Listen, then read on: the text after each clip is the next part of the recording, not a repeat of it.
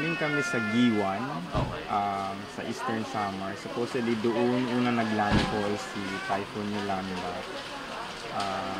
Yun, nakabalik kami, umalis kami doon Saturday lunch. Nakabalik kami kanina na lang madaling araw, Sunday doon. Sobrang hirap ng biyahe kasi napaka-isolated na. Parang lahat ng daanan, nakaharang na yung mga puno, mga poste ng kuryente, walang nagki-clearing, except for some towns. But Giwan itself, parang total chaos, walang sense of authority, walang gobyerno na, kasi apparently even sabi ng mga local officials doon, sila din biktima, so hindi na rin nila matulungan yung mga ibang tao. And then ang daming sugatan, may mga patay, ang daming mga structures na gumuho, may mga lugar pa na hindi na be-verify, na may mga maaring may patay rin, considering facing sila sa Pacific Ocean. I'm referring to the 4 islands. So yun, total chaos, people are in need of help, and they don't know when it's coming. Kasi akala nila all the while, yung problema nasa kanila lang. Hindi nila na-realize, wala silang idea kasi dahil walang communication. So hindi nila alam na the rest of the Eastern Samar, binayo rin naman. So maybe that's the reason kung bakit medyo nag-aalinlangan sila kasi parang walang gustong tubuhin sila. May looting? So almost automatic, right after lang humupa yung ulan, around 8:30. Wala rin kasi nakabalandra na rin lahat ng mga benta ng mga, kasi nga binayo ng yan, no? Wala na rin, parang pinagkukuha na lang din ng mga tao. But there were some stores na yung mga owners, hinayaan na lang nila. Parang helpless na rin sila. Yung Giwan, for example, meron siyang apparently 30 plus na policemen for the entire town, which has 60 barangay. Tapos may reinforcement sila ng 10 army. Given that situation, there's no way authorities can stop looting or anything. At saka yung mga tao parang they were frustrated, they were hungry, they were desperate. So they resorted to looting. Kita namin yung mga tao naghahakot ng pagkain na beyond nakakayanin nila, pero because if one did it, isang nag-umpisa, lahat na lumaya. So lahat ng tindahan ganyan. Hindi naman umabot ang baha doon, walang baha, walang anything. Lang, malakas lang talagang hangin, sobrang lakas ng hangin. Yung nagtago kami sa isang concrete room sa isang ospital, kailangan namin ang door, kailangan namin harangin kasi tinutulak ng hangin ang door na gustong magbukas.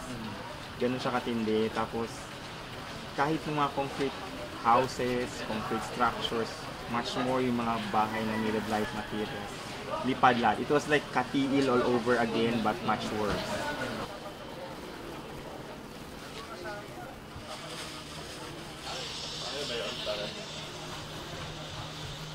Sa nursing station yan sa 3rd floor.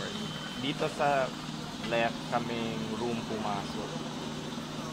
Gumagalaw kasing electric fan, so parang na-curious ako dun sa electric fan, saka yung santo. Yan na yun.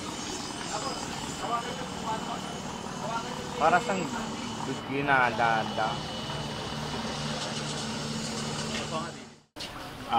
When we left Giwan, akala namin nandoon lang yung problema. We saw it in every town na dinaanan namin hanggang nakarating kami ng Tacloban. And it gets worse in every town na dinadaanan namin. So it's much, kasi kinover din namin Katiil last year. So parang yun lang. Mas matindi. Mas matindi, it's much worse, it's much more difficult. Alam mo, yung tao puno ng anguish, puno ng parang hindi nila maintindihan anong tumama sa kanila. Kasi all the while people were saying days before a day or two before the typhoon, they were saying, sanay na kami, yan kami, nasa typhoon belt kami, lagi kami nadaan. So alam na namin, may mga kwento nga na the night, on the eve of the typhoon, may mga nagiinuman pa. Although may mga safety measures silang ginawa, like may mga nag-evacuate. Ito pa, gaya ng nangyari sa Katiil, which is unfortunately nangyari na naman uli ngayon, ang daming mga evacuees as a preemptive measure nilagay sa mga eskwelahan, sa mga gym. Bumigay itong lahat. Lahat ito, lahat ng eskwelahan, lahat ng gym. So, ang daming makikita mo na lang sa isang maliit na clinic na ospital, ang daming naglalakad na may hawak sa kanilang mga ulo, naduguan, iika-ika. Ultimo si Mayor daw doon, si Mayor Sheen Gonzales. Nakita ko siya, hindi ko lang siya nakausap. May pasasya, ay may mga bandage sa kamay at sa paa. So, walang piniling mahirap, mayaman, lahat apektado din sa... Sa nakita mo, matindi ba ang casualty doon? Yan initially, ang pinakot ko yung PNP kasi sila yung authority. Ang binibigay niya sa akin on the day itself, sabi niya 50 ang estimate nila. Kasi tumutulong ang PNP na maghanap at saka mag-ukay ng mga patay. Kasi yun there was this one incident na mag-asawang Dr. Bautista po yata. Nahukay sila magkasama, nasa ilalim nila yung anak nila na teenager, unconscious pero buhay naman. Pero sila patay. And it took time bago yung mga authorities maukay sila. So nadaganan sila ng bahay, bumigay bahay? Bago daw yung bahay nila, so medyo mahina pa raw yung foundation. So nadaganan sila. Tapos the same situation, marami rin mga bata na hindi lumikas sa coastal area, natamaan ng yero, na unconscious, laglag sa dagat, patay kasi lunod. Mga ganon. Tapos yung din sa mga evacuation center, yung mga sa G. You can just imagine na at the height ng typhoon, saka sila nagsiscamper lahat to safety kasi hindi, the place that was supposed to protect them, bumigay din. So, you can just imagine lahat sila nagtatakbuhan para mga langgal na hindi nila alam kung saan sila pwedeng. Makita mo mga 2 years old, mga matanda, nagpipilit na lumakad sa malakas na ulan at saka malakas na hangin para lang makahanap ng mga makakasilang. It's good na may mga naka-survive, pero yun, may mga namatay at mga So, binanggit mo, it's katiil happening all over again and much worse. So, parang, although may paghahanda ka mo na sinabi na parang nandun pa rin yung binaliwala. Hindi naman siguro binaliwala, kaya lang kulang. Yung bang hindi natin na-appreciate yung warnings na binibigay sa atin, hindi lang ng Pag-asa, hindi. Buong mundo nag-warn sa atin, may mga ibang networks. I mean, they've been warning us that this is the worst cyclone sa kanila or typhoon sa atin this year or maybe in history. So parang sa atin is parang wala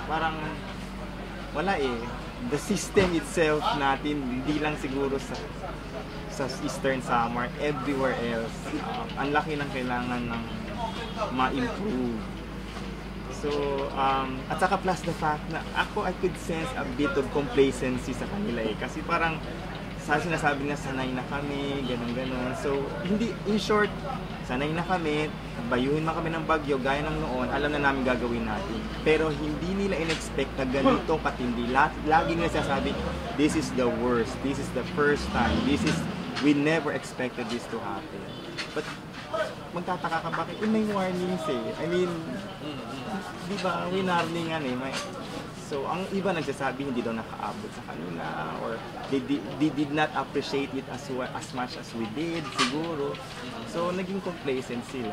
And then, yun, pati ang gobyerno doon, parang sila rin naging biktima. So, parang it will make you ask, parang paano yung ganun? Kung wala ng gobyerno, kanino ngayon tatakbo ang mga tao for tulong? So, yun talaga.